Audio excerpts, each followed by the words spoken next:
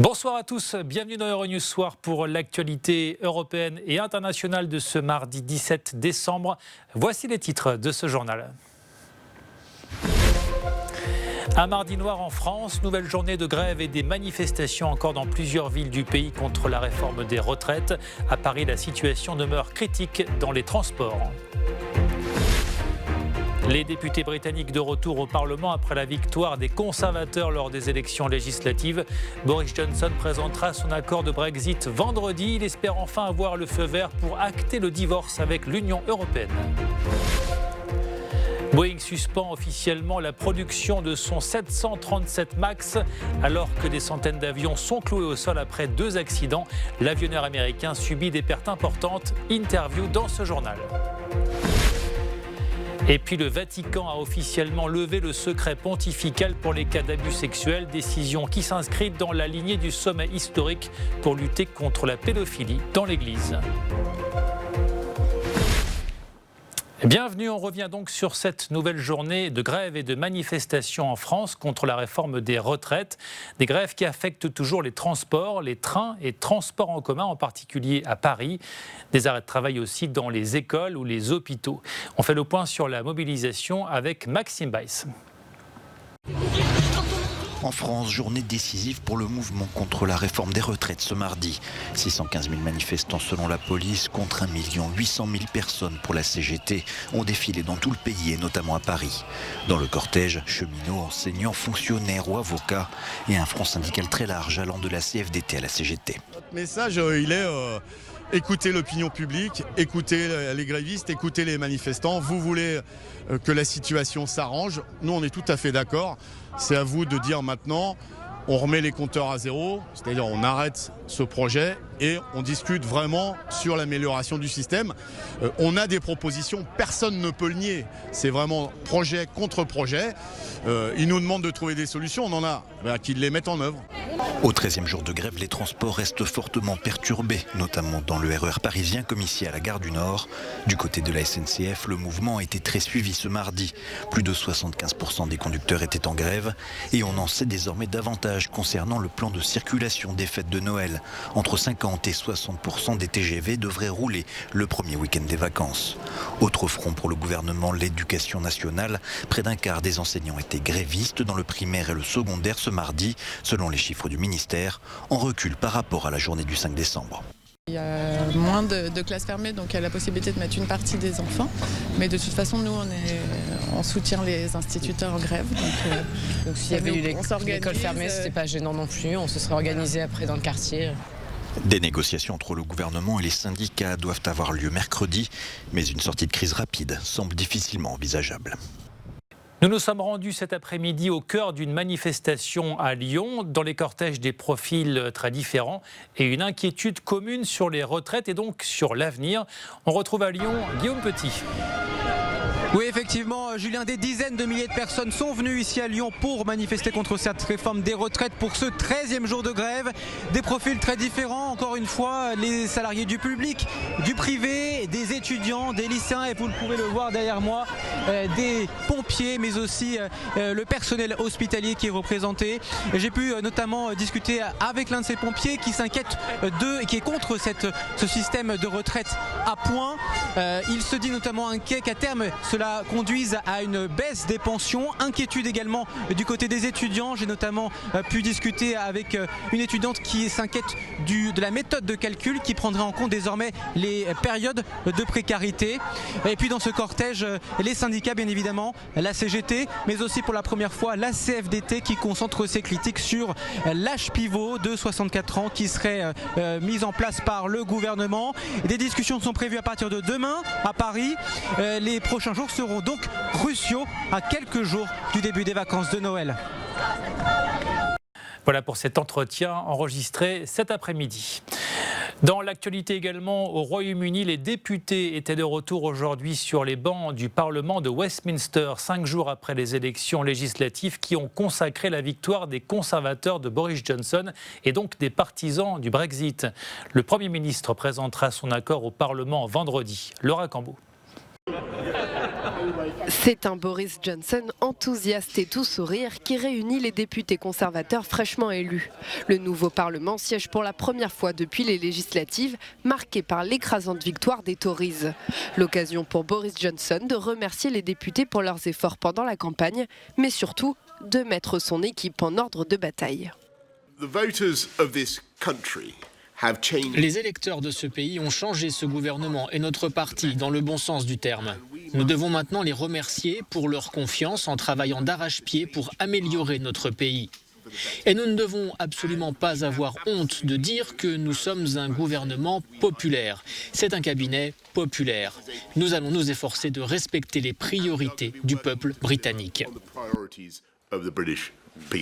Et pour Boris Johnson, pas de temps à perdre. La première priorité, c'est le Brexit.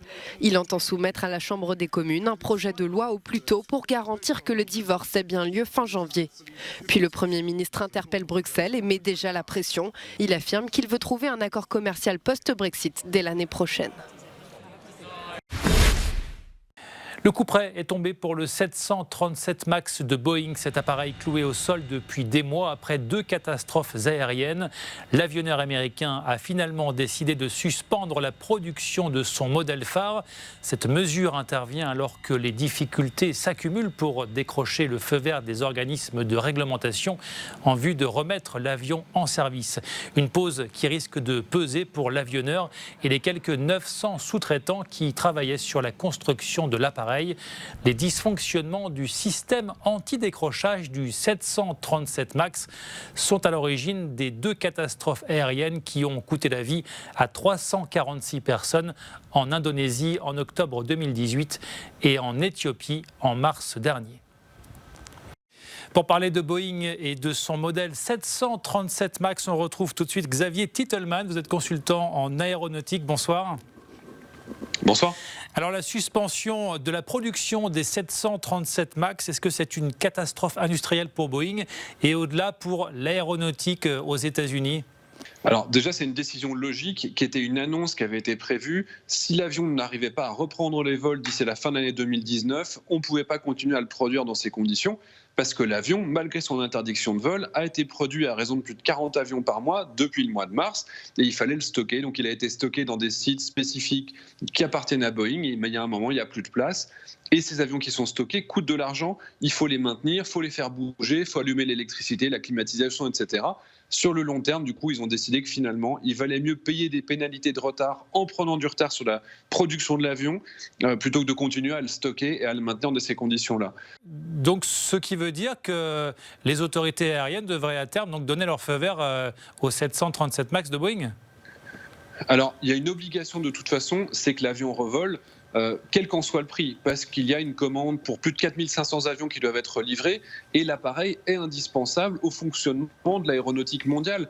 Les compagnies aériennes ont besoin de l'avion, les pilotes, en tout cas les pilotes avec lesquels j'ai pu travailler, avec lesquels j'ai pu échanger, ont confiance dans l'appareil. Les techniciens, les ingénieurs savent que cet appareil est identique en tout point à 99% avec la version précédente qui, elle, est tout à fait opérationnelle. C'est ce logiciel qui avait été mal fait, ce logiciel il va être corrigé, quel qu'en soit le coût, parce que c'est une obligation pour Boeing, rendre un avion qui soit totalement fiable. Alors, est-ce qu'Airbus profite des difficultés actuelles de Boeing ? Est-ce que l'affaire du 737 MAX dope les ventes de l'avionneur européen ? Alors, clairement, il n'y a aucun bénéfice pour l'avionneur européen, déjà parce qu'il n'a pas la capacité de produire plus d'avions.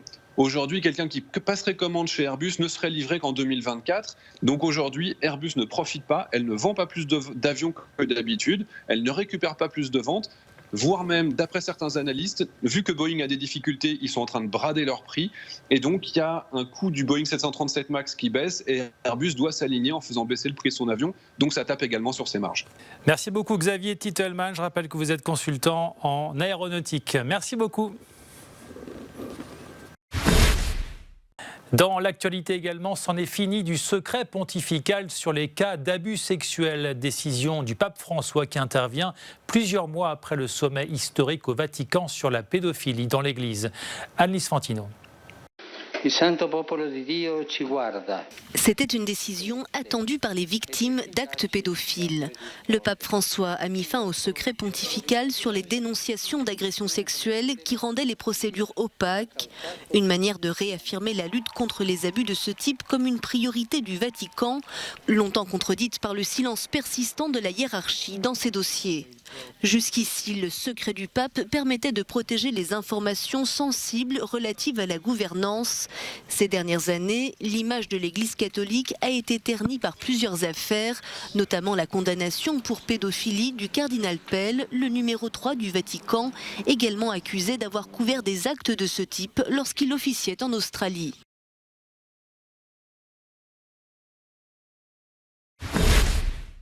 On en vient désormais à ce dernier rapport de Reporters sans frontières sur les journalistes tués dans le monde. 49 d'entre eux ont perdu la vie cette année, un chiffre en baisse par rapport à l'an passé, mais qui demeure toutefois élevé dans les pays en paix, précise RSF.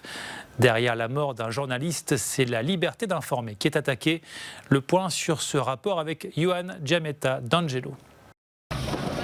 49 journalistes tués en 2019 alors qu'ils exerçaient leur profession contre 80 l'an dernier. Un nombre historiquement bas, selon Reporters sans frontières, auteur d'un bilan annuel sur les libertés de la presse.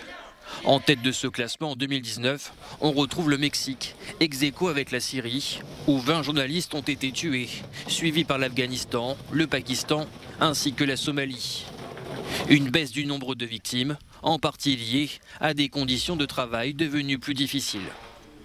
Sur le terrain, des zones comme l'Afghanistan, la Syrie, le Yémen sont des pays qui sont moins fréquentés. On peut aussi penser que les journalistes sont un petit peu plus aguerris, sont des journalistes locaux qui ont aussi plusieurs années de terrain en fait, derrière eux et qui ont aussi appris à se protéger. Mais en parallèle, le nombre de journalistes emprisonnés a augmenté de 11% par rapport à l'an dernier. Avec 120 détenus, la Chine arrive en tête du classement, suivie par l'Égypte et l'Arabie Saoudite, où 65 journalistes sont en prison. Que s'est-il passé ailleurs dans le monde? Voici, comme chaque jour, notre tour d'horizon de l'actualité vue par nos autres rédactions et en partie en version originale. Deutschland braucht dringend Krankenschwestern, IT-Experten und weitere Fachkräfte. Notre bureau allemand évoque la difficulté pour l'Allemagne d'attirer des travailleurs qualifiés de l'étranger, dont l'économie du pays a grandement besoin. Des besoins estimés à 150 000 travailleurs par an jusqu'en 2060, selon une étude de la fondation Bertelsmann. Pour les convaincre de venir, le gouvernement s'est doté récemment d'une loi visant à faciliter l'entrée sur le territoire allemand des travailleurs non européens. Und soll qualifizierten Arbeitnehmern aus Nicht-EU-Staaten den Weg nach Deutschland erleichtern. A drótkerítés lebontása a magyar-osztrák határon. Egykori kommunista miniszter szobrának ledöntése. Notre bureau à Budapest s'intéresse à cette exposition consacrée au changement de régime en Hongrie après la chute du communisme en 1989. On y découvre des photos emblématiques de cette période charnière, remplie d'espoir pour de nombreux Hongrois. Une exposition à découvrir à Budapest, donc au centre de photographie contemporaine Robert Capa, le célèbre photographe et correspondant de guerre hongrois. Massa creativa più forza del progresso, uguale energia artistica d'alta intensità. Et puis notre bureau italien s'intéresse à cette exposition à Pise consacrée au futurisme, un mouvement artistique dont on célèbre cette année les 110 ans. Le courant a connu son apogée au début du XXe siècle. Les futuristes admiraient alors tout ce qui était considéré comme moderne, la vitesse, la technologie, la jeunesse, la violence, la voiture, l'avion ou la ville industrielle. Nel 44, a guerra persa, il futuro è domani. Voilà, c'est la fin de ce journal. Merci de l'avoir suivi. Retrouvez toute l'actualité sur notre site internet. Restez sur Euronews pour d'autres informations. Très bonne soirée et à demain.